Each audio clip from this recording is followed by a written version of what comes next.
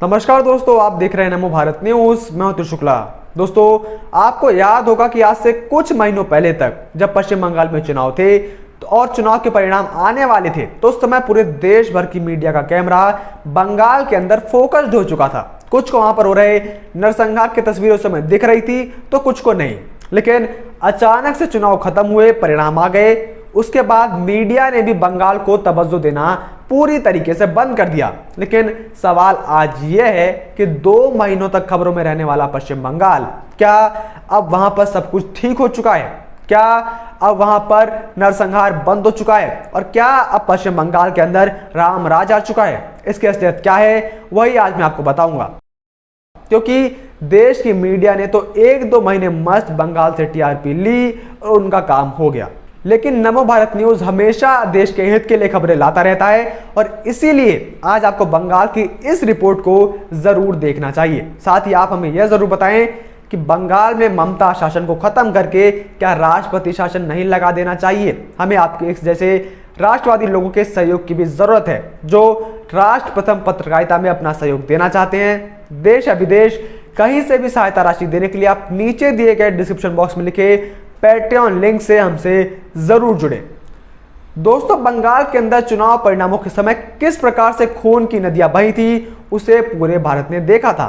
लेकिन उसके बाद भी कुछ बुद्धिजीवी लोग यह कहते हुए नजर आ रहे थे कि बंगाल में कुछ भी नहीं हुआ है। यह गोदी मीडिया चुनावों के समय बस मामले को बढ़ा चढ़ाकर पेश कर रही है, ऐसा कुछ भी है नहीं। ऐसे में आज बंगाल की स्थिति पर नजर डालना बेहद ही जरूरी हो चुका है, क्योंकि अब वहां पर कोई भी चुनाव हो नहीं रहे हैं। दोस्तों, पश्चिम बंगाल में भाजपा कार्यकर्ताओं के साथ हिंसा का दौर अभी थमा नहीं है। बंगाल की स्थिति अभी भी भयावह है। उसका अंदाजा आप अभी आई एक ताजी खबर से लगा सकते हैं। कल की खबर के मुताबिक तृणमूल कांग्रेस के कार्यकर्ताओं पर एक बीजेपी कार्यकर्ता की पत्नी के साथ सामूहिक दुष्कर्म का आरोप लगा है। बीजेपी के नेता अमित मालवीय ने ट्वीट करके पश्चिम बंगाल में कानून व्यवस्था पर सवाल उठाया है। अमित मालवीय ने ट्वीट करके कहा कि बंगाल के बगनान में भाजपा कार्यकर्ता की 34 वर्षीय पत्नी को कुतुबुद्दीन मलिक और अन्य के नेतृत्व में टीएमसी कार्यकर्ताओं ने बांधकर बेरहमी से गैंग रेप किया। स्थानीय पुलिस ने शुरू में उनकी शिकायत दर्ज करने से भी इनकार कर दिया था और मामले को हल्का करना चाहती थी। टीएमसी विरोधियों को चुप कराने के लिए रेप को राजनीतिक हथियार के तौर पर इस्तेमाल कर रही है। टीएमसी के राज के अंदर महिलाओं की सुरक्षा को एक मजाक बना दिया गया है और खास करके वो महिलाएं अगर बीजेपी कार्यकर्ताओं से संबंधित हैं तो उनका जीना नरक से भी ज्यादा दूभर हो चुका है। जहां पर भारत के अंदर कश्मीर को स्वर्ग कहा जाता रहा है, तो वहीं कुछ आने वाले दिनों में पश्चिम बंगाल को भारत का नरक भी कहा जाना शुरू कर दिया जाएगा, क्योंकि आज सबसे ज्यादा अत्याचार पश्चिम बंगाल के अंदर ही हो रहे हैं। इस समय पश्चिम बंगाल में एक बेसिक कानूनी मदद मिलना भी एक बहुत बड़ा मजाक बन चुका है। दरअसल ये सिर्फ रेप की घटना इकलौती नहीं है। इसके साथ साथ अभी बीते मंगलवार 3 अगस्त 2021 को वहां फिर 2 अलग अलग जगहों पर 2 भारतीय जनता पार्टी के कार्यकर्ताओं के शव मिले। भाजपा ने इन मौतों का इल्जाम तृणमूल कांग्रेस के ऊपर ही लगाया है। इनमें एक मामला बीरभूम का है और दूसरा मेदिनीपुर का।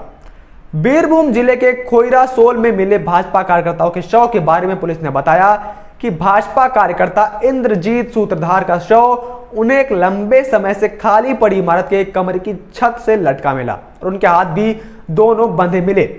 दूसरा शव तपन खटुआ का मिला। रिपोर्ट्स के मुताबिक बीजेपी के 45 वर्षीय कार्यकर्ता तपन खटुआ का शव पूर्व मेदिनीपुर जिले के एगरा इलाके में स्थित एक तालाब से मिला। बीजेपी और खटुआ के परिवार ने इनकी मौत के लिए टीएमसी को ही जिम्मेदार ठहराया है। हाल ही में वहां काकद्वीप विधानसभा क्षेत्र में माधव नगर के सक्रिय भाजपा पदाधिकारी 36 वर्षीय समरेश पाल 26 जुलाई 2021 को मृत पाए गए थे। भाजपा ने दावा किया था कि पाल की हत्या सत्तारूढ़ तृणमूल कांग्रेस पार्टी के गुंडों ने ही की है। भाजपा ने ट्वीट करके कहा था कि इस घटना से साबित होता है कि राज्य में कोई भी कानून व्यवस्था नहीं रह गई है, सबको मजाक बना दिया गया है। इससे पहले 27 जुलाई को एनएचआरसी की बंगाल को लेकर जो रिपोर्ट आई थी उसके अंदर भी इस प्रकार की हत्याएं, इसी प्रकार की घटनाओं का जिक्र किया गया था।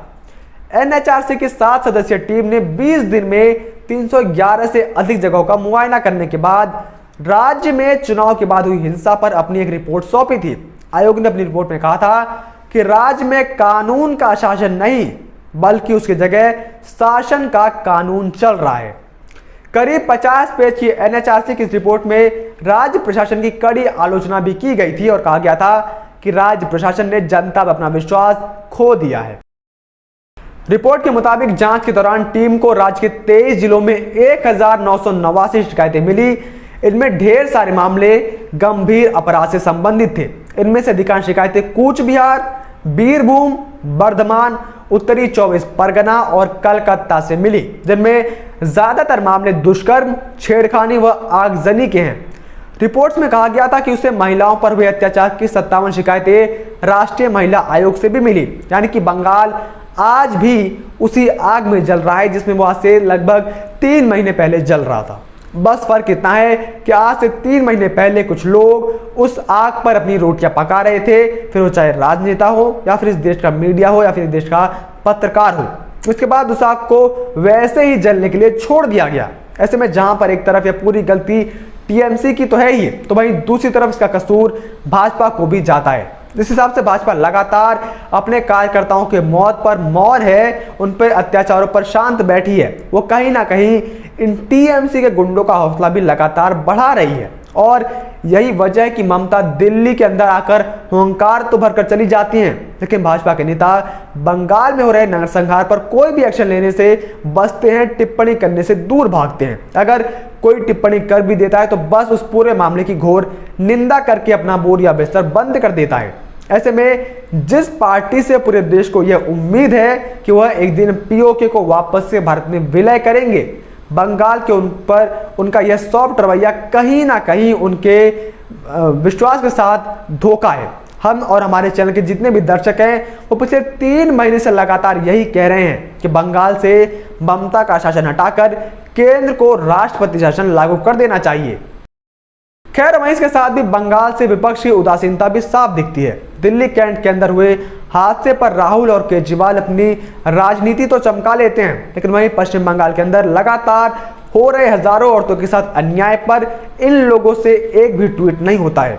खैर, विपक्ष से उम्मीद भी क्या लगाई जा सकती है जब भाजपा ही कुछ वहां पर बोल नहीं रही है। ऐसे में आज जरूरी हो चुका है कि भाजपा को अपने गिरते हुए विश्वास को जनता के अंदर वापस लाने के लिए पश्चिम बंगाल में कोई कड़े कदम उठाने चाहिए और पश्चिम बंगाल के अंदर ममता शासन की जगह राष्ट्रपति शासन को लागू कर देना चाहिए। बाकी आपकी इस पर क्या राय है, आप कमेंट करके जरूर बताएं। और अगर आपको ये वीडियो पसंद आई हो तो उसे लाइक करना मत भूलिएगा और इसे ज्यादा से ज्यादा शेयर जरूर करें।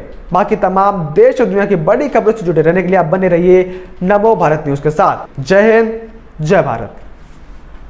वीडियो को लाइक, सब्सक्राइब और शेयर करना ना भूलें। अपने विचारों को कमेंट बॉक्स में लिखकर हम तक जरूर पहुंचाइए।